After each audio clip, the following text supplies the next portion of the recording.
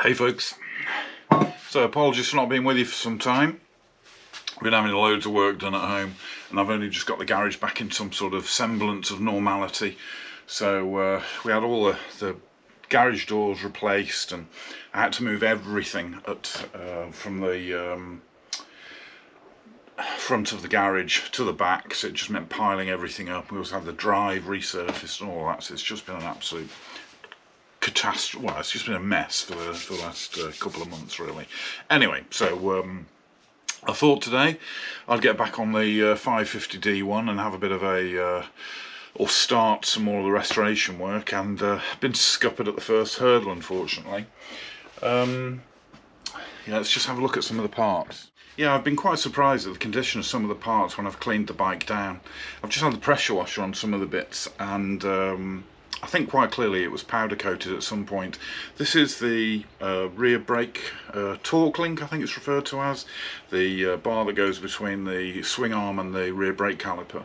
And I don't know how well you can see that, but it's quite clearly powder coated, and it's in really good condition.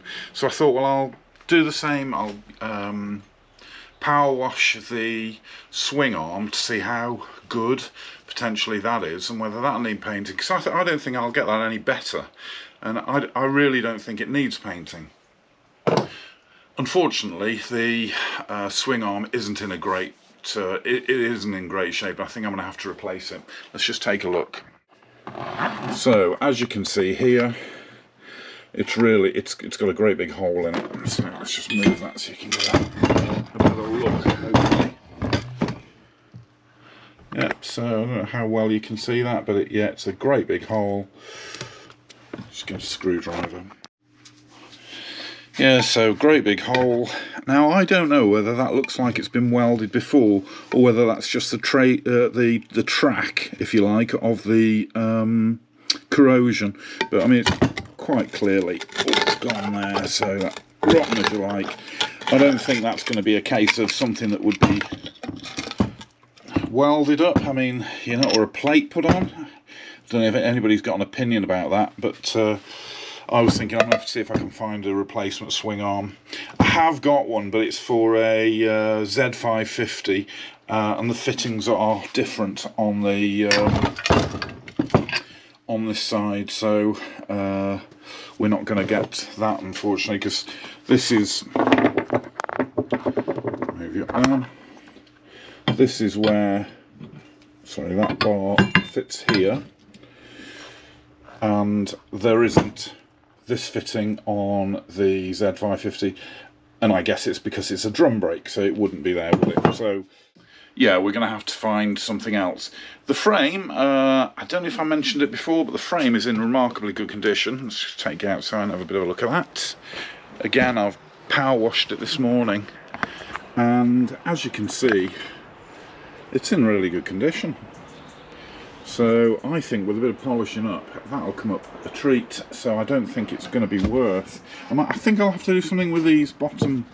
But again, it's been it's plastic coated, maybe, would you say, or it's definitely a lot different than just regular paint. So I've had it upside down as well. There are some questionable welds on it, which are here.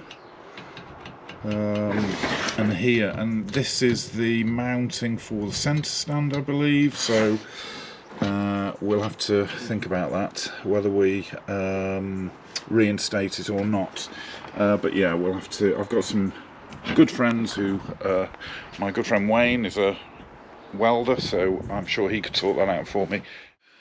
So a bit scuppered really for my first day back in the garage, now that it's sorted. As you can see, it's looking a little bit different than it did before. I've had to move the shelves around to accommodate, but you know, now that we haven't got the up and over doors in, we have got more space, and I'm able to put the shelves near the garage door and what have you, so for all my displaced parts. So yeah, that's good. Let's have a look at the fuel tank. So here we go, here's the fuel tank. You can see there's a little bit of surface rust on it now, because, you know, it's been left for a couple of months since I started doing the strip down work. But, you know, I'm really pleased with it, because there's no sign of any dents, there's no sign of any repairs. it's really clean. I don't know how well, let me just grab a little torch, how well you can see that, but it's really clean in there. So yeah, that's really good. Nothing in here. Oh, you know, there's obviously some corrosion, and yeah, I had to use the paint stripper on it, but it's never been repainted, so it's a shame that it had the scratches and the damage that it did, because it would have been really nice to keep it so original. Needs a bit of work under here, but you know, it's not too bad, really. Just nice that, like I say, it's so original. Just have a look in here, see what we can see. How well you can see that. Oh yeah, it's remarkably tidy, isn't it? You know, especially considering it's been sat in that guy's garage, or well, in his open-ended shed. You know, I don't think there was any door on one end, or if it did, it didn't look like it shut very well. But certainly it seems to be in very good condition. Yeah, so not much done today. The rest of the parts are all still piled up at the other end of the garage, so I need to dig everything out. One of the things that I do want to do is clean the engine off. We'll fill the exhaust ports in, you know, make sure they're all nice and dry so nothing gets in there. We know that the engine's got compression, we know it turns over. I haven't had it running, but I would imagine it's going to be alright. These engines are pretty bulletproof, aren't they? You know, I have to be honest, with spending no time in the garage at all for the last couple of months, it makes you realise just how much time the YouTube channel takes up in your life. And I was thinking, shall I just get rid of the French D1, as, you know, as we call it? And I'm a member of a GPZ550 forum on Facebook. And so I posted a picture on there saying, you know, what do you think? Would anybody be interested? You know, what sort of money do you think it'd be worth? And you know, one cheeky git came back saying, oh, I think it'd be worth about 700 quid. I'm thinking a 1981 D1 that are as rare as hen's teeth, 700 quid. I don't know. So anyway, I don't think it's gonna go. I think I'll have to, you know, just get on with it. So that's what I'm going to do. So I'm going to go and have a look on eBay now, see if I can find a D1 swing arm, and go from there, really. But yeah, I'd like to get the engine cleaned off and start the build back up, really. I'll do the paintwork, I think, because the panel work is so good. I might use the specialist paint company again, rather than doing it in the spray gun, because I haven't got all of the kit for cleaning the spray gun out, and I think it'd be probably, I don't know, quite a hassle. Yeah, I don't know if you remember the Zephyr, but I did that in the custom cans. It's 2K paint, you know, or it's 2K lacquer, so don't get too hung up on that. And it's certainly not like the paint you go down and get from Halfords. And that came up, I mean, that was a candy red, and the deep candy red. If I can find a picture of the tank, I'll put it on here now. It was just absolute perfection. It was just beautiful. So I've got absolutely no issues about using the custom cans paint again. Really, really good stuff. And last time when I painted the red one, the last, you know, my D1 homage, I didn't get the paint from custom cans because they were really busy. I mean, I got a massive apology off them, but they just didn't come back to me. I emailed them several times saying, you know, I've got D1, I want Firecracker Red, and I believe it's a base colour and a top colour, and then obviously the 2K. So they just didn't come back to me, so I had to source it from somewhere else. And the quality of the paint was bang on, but you know, custom cans have got the edge because of the way that the actual tin, the spray nozzle, it's adjustable. You can alter the fan. It, you know, really good.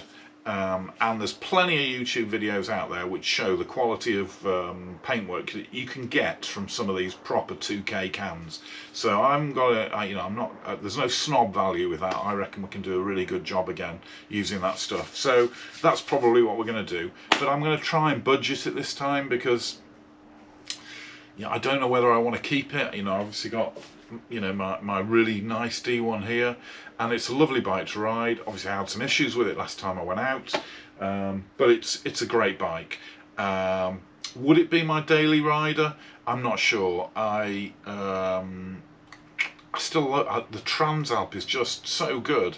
I've been using it to commute this summer, when I have been going to my office, and the office journey is 23 miles each way, so it's a good run, and the Transalp is just brilliant. I had some negative comments on Facebook on YouTube recently about my Transalp, and mainly the fact, oh, you don't use it, you should sell it, stop moaning on, and all this sort of stuff. You gotta love the haters. Anyway, but I really enjoy using that bike. That's taxed and MOT'd and insured and everything, as is this one, as is the RD, and I try and get out as much as I can, but it's just difficult squeezing everything in. Anyway, enough waffle. It's glad to be back. It's nice to be back on the channel, and it's nice to be back doing a little bit with the bikes. I'm going to go and order some paint, I'm going to go and find a swing arm, and we're going to crack on with it. So, please do stick with me. The channel's got 11,500 subscribers now, so it's brilliant news. Some people must love it, regardless of the haters out there. So yeah, I do apologise for the gap, but we're back on it now, so stay with me. Thanks very much. I'll see you soon. Okay, bye. Oh yeah, so one last thing, a bit more waffle, I do apologise. I just want to pass on huge congratulations to Jason from GPZ550D1 TV for his recent marriage. Congratulations, bud. I'm really pleased for you. Yeah, so if anybody's interested in the GPZ550D1, as I am, and I have one in, pop over to Jason's channel. It's full of useful information and some great how-tos, for balancing carbs and stuff like that, which I can't get my head around. He's a great guy. So yeah, congratulations again, Jason. See you all soon. Okay, bye.